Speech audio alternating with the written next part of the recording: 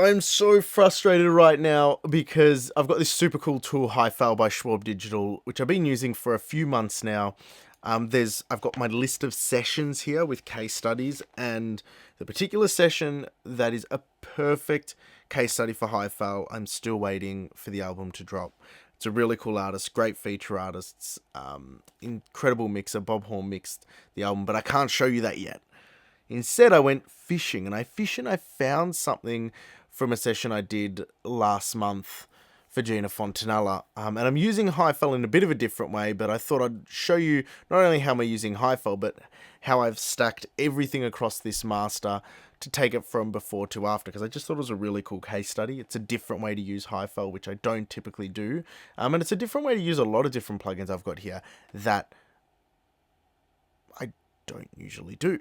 And I thought that'd be fun to show you. So I'll show you the before and after level matched, and then we can dive into a little bit of the stuff behind it.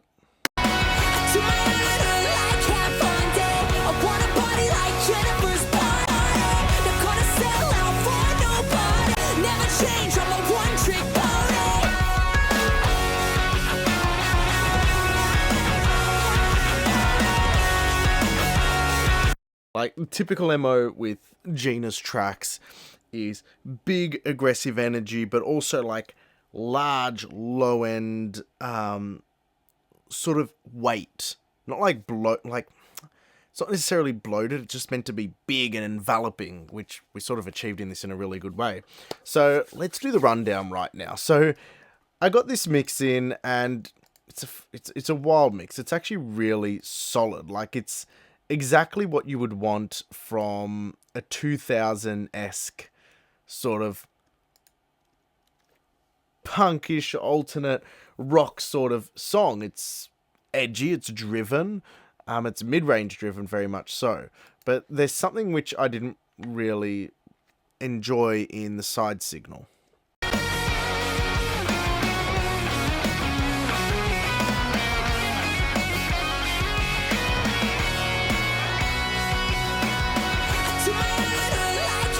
Okay, let's see if you can pick it out when we listen to the side signal.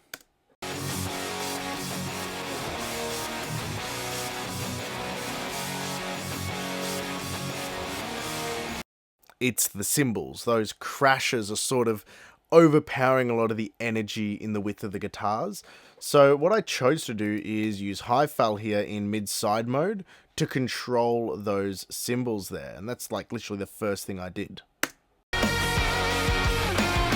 Yeah, because there's a mid-side mode here. If you click mid-side, then I went fast attack, which I typically wouldn't do if I didn't want to like fuck with the drums, but I did, and it worked really well.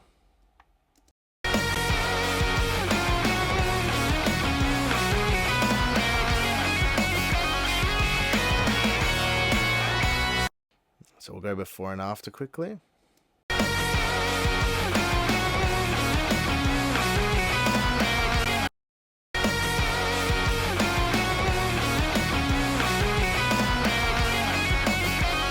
Just controls a little bit of that edginess in the cymbals. The next thing I did is I used the Fern VT7 emulation. I did this very specifically because I wanted to beef up the low end, not just with, because I do it with an EQ later on in the chain, but I also wanted to add harmonics. And I'll show you something really unique about the Fern VT7. I actually had an engineer call me up, and they're talking about the VT7. They're like, oh, I got the VT7 emulation, but it just doesn't sound like the real thing, because they have access to the real thing as well. Like, it's not thickening out the lows, it's feeling a bit thin in the low end. And I'm like, well, with the Fern VT7, instead of using the input here and the output there to gain stage, use the gain knob. This is like the sort of magic trick with the Fern VT7. First, we're going to look at the linear version, and then we'll look at the Hammerstein graph. The gain knob is where it goes great. So if I just use the input and output to gain stage, the frequency response is identical. Doesn't matter what height the output is. And same with the input changes slightly as you drive it, but otherwise, as you go down, it stays the same. So my thing is, instead of using the input and the output, use the gain. The gain is where the magic is. So on my actual setting, I gain up 5.1 decibels and then gain down on the output to compensate. Okay, so you go from, can I have a B version on this? Is there a B version on it? They don't have a B version, do they? Oh, that's maybe a feature they should have, like an AB version. Anyway, basically, if you go gain 0, it's neutral, but if you use the gain knob here, it thickens up this low end, but it's not doing it just in a linear fashion. If we go to the Hammerstein graph, it actually comes from the 3rd and 5th order harmonics. So the odd order harmonics it introduces in the subs and low end gives it a bit more texture and weight. And that's what I really like about using this Fern VT7 in the master. We'll have a listen before and after because it's level matched correctly on the output stage.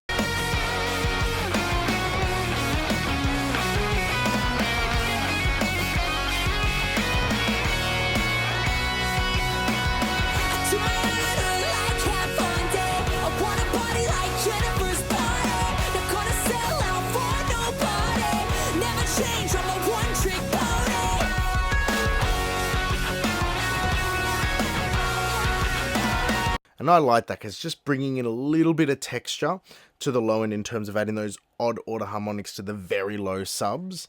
The next thing I did was, it just wasn't enough and I didn't want to oversaturate it by continuing to boost the gain in.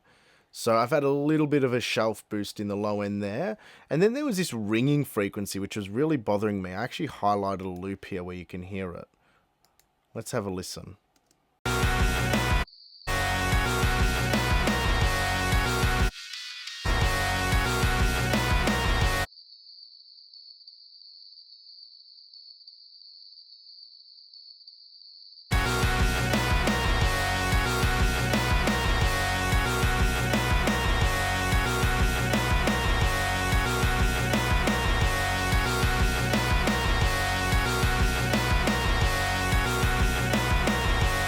And that ringing frequency was really bothering me, and getting rid of it actually helped it a lot, along a lot. Now, if you're actually wondering, there's something new I've done here, is I've added these filters here, okay? And those filters are for the low band, the low bass, the upper bass, the mid-range, the upper mid-range, and the treble, but they're all filters at the width of the equivalent rectangular bandwidth, which is an ERB curve or an ERB calculation, calculates the bandwidth or the critical bandwidth of our listening sensibilities. And it's something I've started developing for Advanced Mastering Details 2.0, which I'm going to be releasing at the end of the month. This is like my new preset I start from when I'm mastering as an EQ. I have all these filters set up in bypass, and then I can throw them in and out, and that's actually how I've developed my listening sensibilities to pick up better. Like my auditory filters in terms of my listening and training has developed ecstatically, like extravagantly over the last few months. So when I'm listening and I'm picking out frequencies like that, I've got very well-tuned filters to help me solo, so I'm not the Q factor isn't too wide that it's spilling out into separate critical bands, and it's not too narrow that I'm just getting ringing frequencies at every point. So anyway, that's, if you're wondering why my filters are set up like that, that's why that's the case. The next thing is bass control, and despite everything happening over at Native Instruments, I still think this is like a really great tool, and I hope we continue to get support for it. So basically you've got a cutoff frequency, and then it measures the balance of the overall track, the low end relative to everything else, and then also the punch of the low end relative to the sustain. And something I did here, or I tend to do just as a general note, is I'll zoom in, and there are 2 points you can take note of. Either you take note of all the bass and the fundamental of the kick, which is 270 hertz is the peak of that range, or you just focus on the fundamental of that kick, which starts about there, and that's 140-ish hertz. So I didn't really want to affect the bass. I was more concerned about the subs and the movement in the subs energy. So I made the cutoff frequency 140 hertz. Now let's have a listen before and after with bass control.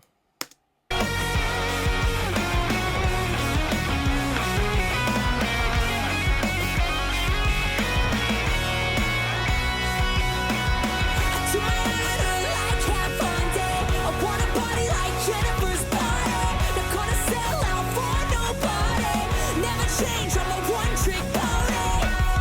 adds a nice beef to it, which I'm really happy with. The only thing I really couldn't get, because the mix is so dense, is I rarely do this, but using clarity here. Clarity in this circumstance, it's sort of like the guitars are really dense and energetic out the sides, the vocals are quite forward, and notching and using a whole bunch of static filters, I feel like I was going to damage what was going on. And clarity was just did a really good job of cleaning up the mid-range, basically, so it was focus. When the guitars are playing, the guitars are in focus. When the vocals are playing, the vocals are in focus. And did that really, really well on this mix, actually. Take a look.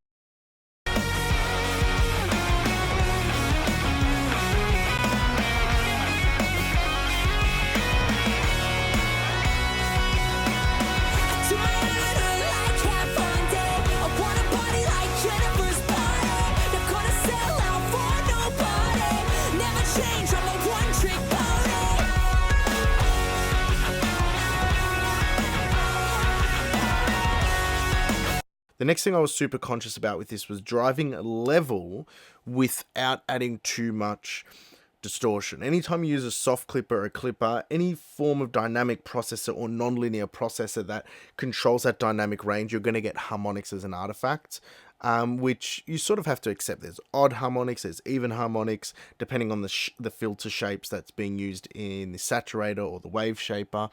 But Crafter, because I can use it in pure multiband, and it splits up the wave shaping to frequency dependency. So in terms of everything in the low, everything in the mid, everything in the high band, it reduces something which you don't want, which is intermodulation distortion. On something this dense, intermodulation distortion just sounds atrocious. So take a listen to this before and after. It gets a little bit more driven, but it doesn't get too cloudy, which is exactly what I wanted to avoid.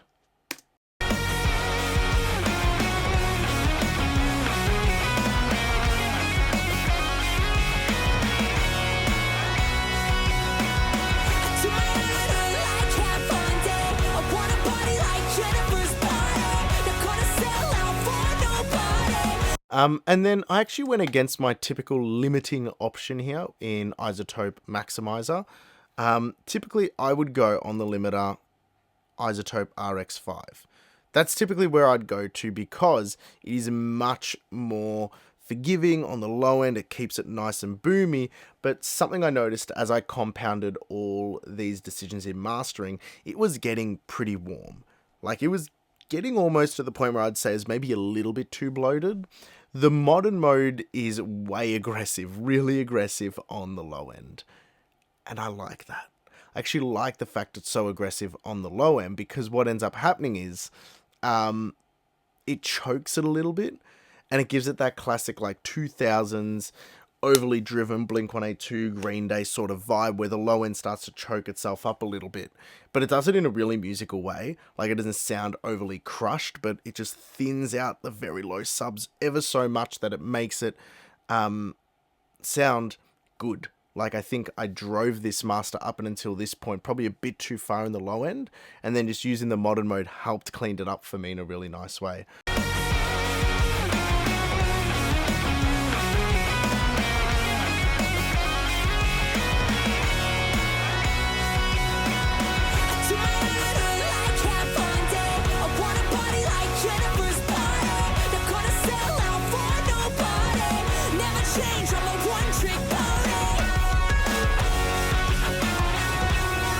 Beautiful. That's exactly where I want it. Now what I'll do is I'll level match this to the original mix, and we can have a listen before and after like we had at the start of this video.